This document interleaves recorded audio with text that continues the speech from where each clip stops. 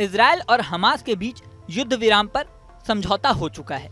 19 जनवरी से यह समझौता लागू हो जाएगा। दोनों ओर से सीजफायर हो जाएगा और धीरे धीरे दोनों पक्ष युद्ध बंद कर देंगे। इस बात को लेकर बहस चल रही है कि ये सीजफायर किसकी उपलब्धि है। वहीं दूसरी तरफ गाजा पट्टी की हालत देख के ऐसा लगता है कि ये शहर मान लो पूरी तरह बर्बाद हो चुका है। 7 अक्टूबर 2023 को हमास और इजरायल के बीच जंग शुरू हुई थी। अब ये जंग रुकने जा रही है और 19 जनवरी से सीजफायर लागू होगा। लेकिन मीडिया रिपोर्ट्स के अनुसार इस जंग में फिलिस्तीन में 46,000 से ज्यादा लोगों की जान जा चुकी है। यही नहीं, लाखों इमारतें जमींदोज हो चुकी हैं। राफा तो आधा बर्बाद हो चुका है। आधे से ज्यादा हॉस्पिटल बंद पड़े हैं।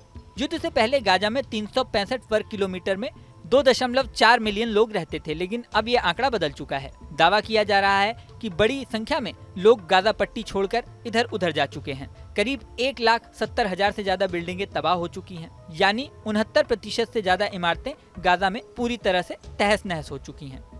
अमेरिकी शोधकर्ताओं ने तो ये भी दावा किया है कि 11 जनवरी 2025 तक 1,72,015 इमारतें क्षतिग्रस्त या बर्बाद हो चुकी थीं। यानी करीब 70% गाजा पूरी तरह से बर्बाद हो चुका है।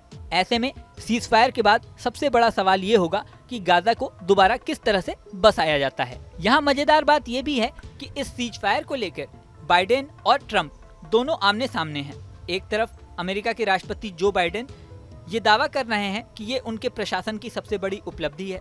उनके समर्थक कह रहे हैं कि जो बाइडेन के प्रशासन ने जाते जाते सरकार के अंतिम समय में एक बड़ी उपलब्धि हासिल की और विश्व से एक बड़ा युद्ध रुकवा दिया। वहीं ट्रंप के समर्थक ये कह रहे हैं कि ये ट्रंप का व्यक्तित्व का असर है कि उनके शपथ ग्रहण से पहले ही दोनों पक्षों के बीच युद्ध विराम का समझौता हो गया है। शांति समझौते की बात करें तो 15 जनवरी को दोनों के बीच सीजफायर की बात सामने आई थी। कहा गया था कि 19 जनवरी से ये सीजफायर लागू हो जाएगा। हालांकि इसके बाद इजरायल के पीएम बेंजामिन नेतन्याहू ने ये कहकर पेच फंसा दिया था कि हमास शांति समझौते को लेकर दबाव बना रहा है। लेकिन 17 जनवरी को उन्होंने एक्स पोस्ट पर यह बात स्वीकार की कि शांति समझौते पर अंतिम मुहर लग गई है और 19 जनवरी से इसे लागू कर दिया जाएगा। दरअसल युद्ध विराम की शर्तों को लेकर पेच फंसा हुआ था। सूत्रों के मुताबिक अभी तक जो तस्वीर सामने आई है उसमें ये बात तय की गई है कि इजरायल लगभग 1,000 फिलिस्तीनी नागरिकों को अपनी जेल से छोड़ेगा। वहीं इजरायल हमास युद्ध विराम में कुल 3 चरण होंगे। पहले चरण में हमास 42 दिनों के अंदर 34 बंधकों को रिहा करेगा, जिसमें महिलाओं और बच्चों को प्राथमिकता दी जाएगी। इसके बदले इजरायल उत्तरी गाजा में लोगों को वापसी करने देगा। इजरायल चरणबद्ध तरीके से गाजा पट्टी में सैनिकों की वापसी करेगा। हमास लगभग 98 बंधकों को अपने कब्जे में ले चुका है, जिसमें 7 अमेरिकी नागरिक हैं। पहले चरण में इजरायल गाजा के रिहायशी इलाकों से अपने सैनिकों की वापसी कराएगा। दूसरे चरण में हमास सभी बंधकों को रिहा करेगा और इजरायल गाजा से पूरी तरह से अपने सैनिकों को वापस बुला लेगा। तीसरे चरण में गाजा पट्टी में पुनर्निर्माण की परियोजनाओं पर ध्यान दिया जाएगा।